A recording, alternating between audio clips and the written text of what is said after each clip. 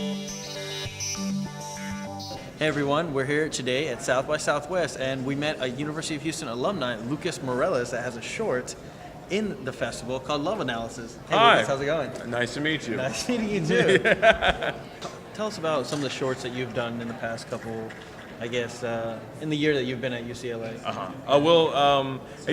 I've done a number of shorts. Okay. And, I mean, what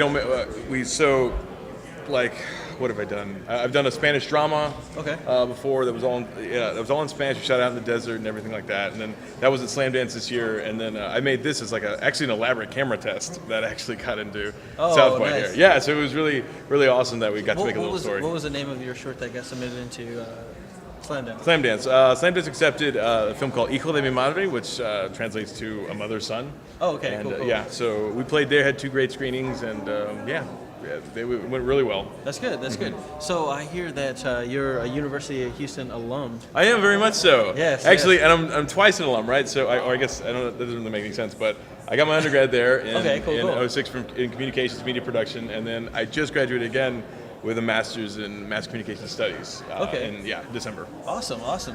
Wow. So I was dual enrolled. That's ridiculous. Yeah. Don't do that. That's not a good idea. A little difficult, I guess. Yeah, especially when you're in film school. It's like, why am I doing this? Yeah. Right. So, when at the University of Houston, what are some of the classes that you took that's kind of helped you with your shorts that you've done? You know, the ones that you submitted at Slam Dance and got approved, and this one here, South by Southwest. Well, I did a film back in University of Houston called "Don't Call Me Surly." That was my kind of first film to ever kind of make. And, okay, cool. We made it in Keith Houck's digital cinematography class, and that was the first time we got to play with cameras and actually make a narrative film type. Even though we're shooting video, we were shooting a movie. Yeah, I hear a lot of good things about that course. Do you think that it would be recommended to kind of take as a media production? Yeah, well, I think that's one of the courses at least. Yeah, if you're into film, that's the only course that does narrative storytelling. Okay, and cool. I mean, that's where they really focused on, and that's where I found kind of my passion of I really loved movies. I've loved movies ever since I was small, just going to watch them with my father. Check them out. Yeah, my family. We just loved watching movies, and then I didn't really get into making them until that class. It really just opened my eyes to the different kinds of films and what they're doing and what they're how you can actually portray a story. Yeah, and actually how you can tell a story. I don't know how to tell a story. I mean, I could tell you one, but I couldn't tell it through the medium of film or video. So we got the chance. I mean, it was really cool. They just put us together in groups and was like, go make a film. Right. And we would go out and try to make a film, and then we'd and we learned a lot, and part of it's you're gonna fail, and you're not gonna achieve what you want to do sometimes, but you're gonna find things that you find about yourself, I can tell a story this way.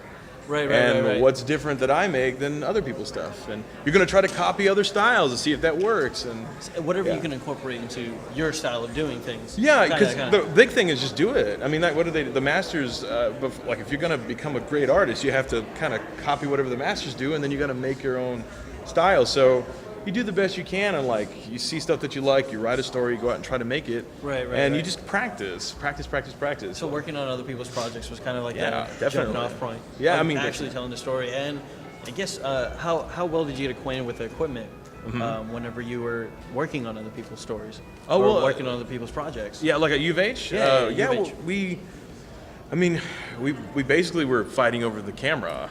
Whenever there was a camera, we're just give me the camera. I'm going to learn how to do this. And so we were just so excited about being, around the camera that could really take some video that looked amazing. And we were shooting on HDV or something like that. And we were just all excited, this tape is amazing. This tape is amazing. And I think they've gone to digital now. Yeah, they have. Yeah, I don't know if that camera's in operation anymore, but we really put it through its trials, and it was just, I think it's just being hungry and excited about filmmaking is what makes you, if you're not into filmmaking and you want to be a director or something like that, then you might want to reevaluate what you want to do. You got to be able to, I think you have to have that passion and dig down and be able to tell the story that you want to tell. And having that passion kind of helps you get more driven, more proactive about things, to actually jump on other people's projects, learn different types of techniques that you probably wouldn't learn if you weren't doing research on it beforehand, right? Yeah, I mean, it's 9 times in a million, you got to know that, you could write a script and it could be amazing, and then,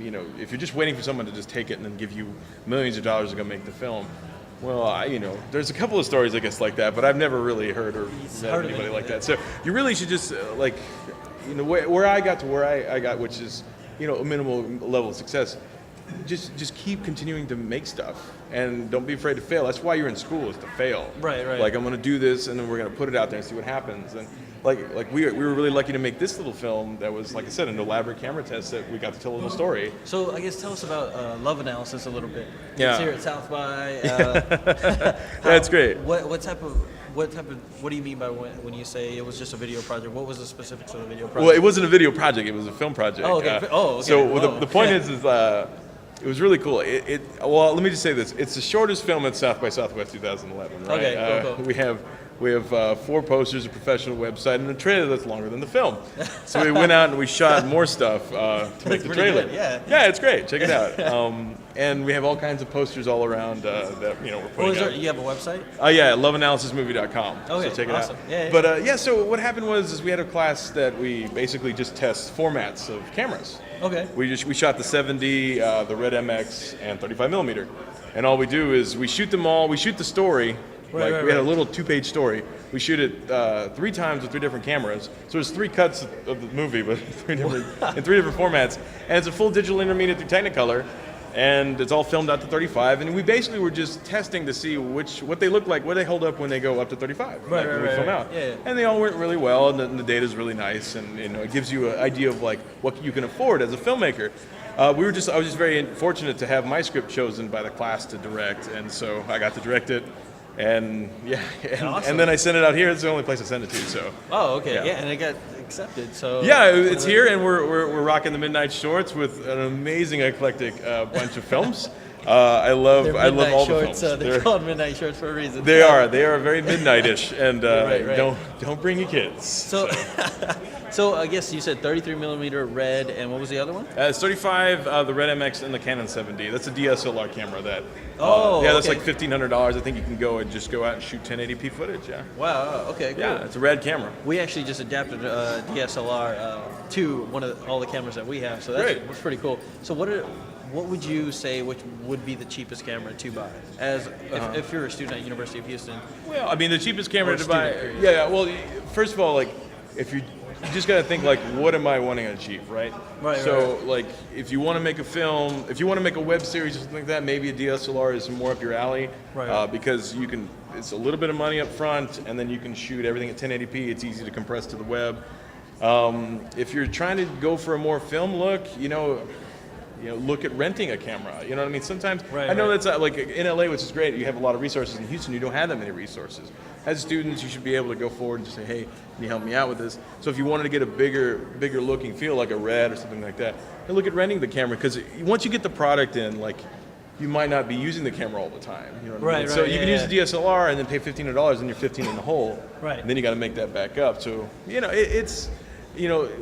DSLRs are great. That's all I really say. Like, it really depends on what your story calls for.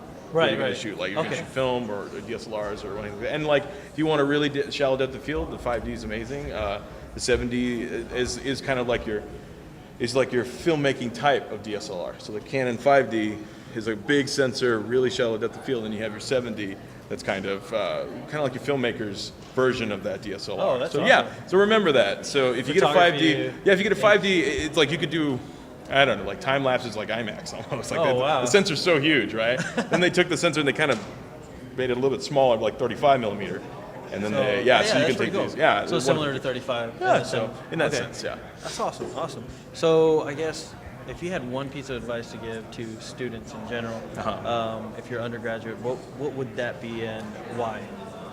Make films. Just make films and write films and tell stories. Like, a lot of it comes from just telling stories. Right. Like, I didn't know how to write a script. I had a couple of great classes at U of H, script writing with like Joe Layden, who basically kind of broke down the basics of the script, and you kind of just read them and try to mimic them, and it's going to be your script's going to be really crappy, and it's going to not look good, and it's going to be really weird and not going to be very discernible. Right. But you're going to know what you're saying. That's so true, go that's out true. with your friends and shoot a film, and then don't try to. I'm not going to say don't try to like burn down a building, but if you do whatever you can to like get the shot, and yeah. I guess be simple in the beginning, because at first the the script's not going to be so good because if you give it to Yeah. someone professional, they're going to bleed all over it, I'm assuming. Well, that's true. I mean, like, here's the thing. Like, at UCLA, they do a great job of saying, okay, here's 4 hours, here's 2 rolls of film, go shoot an exercise. So you go out and you really make it a part of yourself, and you shoot a really short exercise at UCLA on 16. Okay. And then you cut it yourself, like on a flatbed.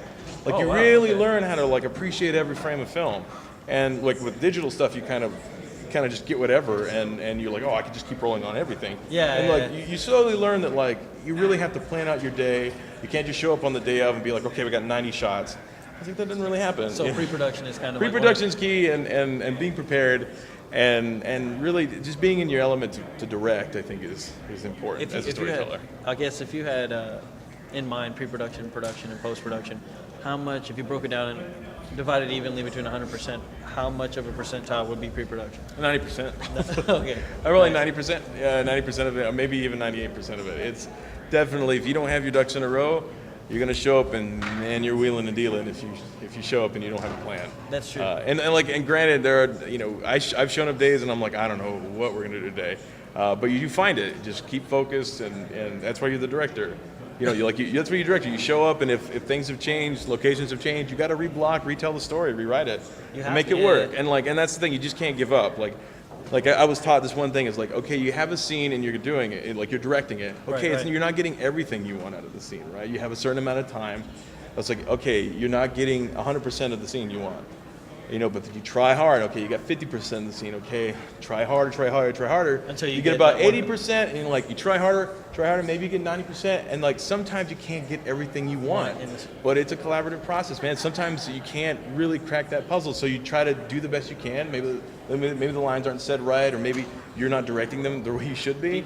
Is do what you can and then get something out of it. You try it hard and you learn something from like getting people to give you something different. You know what I That's mean? true, That'll that's work. true. You know, I that's thi- part I'm of assuming- you know figuring out the puzzle of directing, right? Yeah, exactly. I'm pretty sure even the Hollywood directors had to do that, you know. Hey man, but So- they have wonderful Hollywood actors, and so they have some really professional people Yeah. figure something out. Yeah.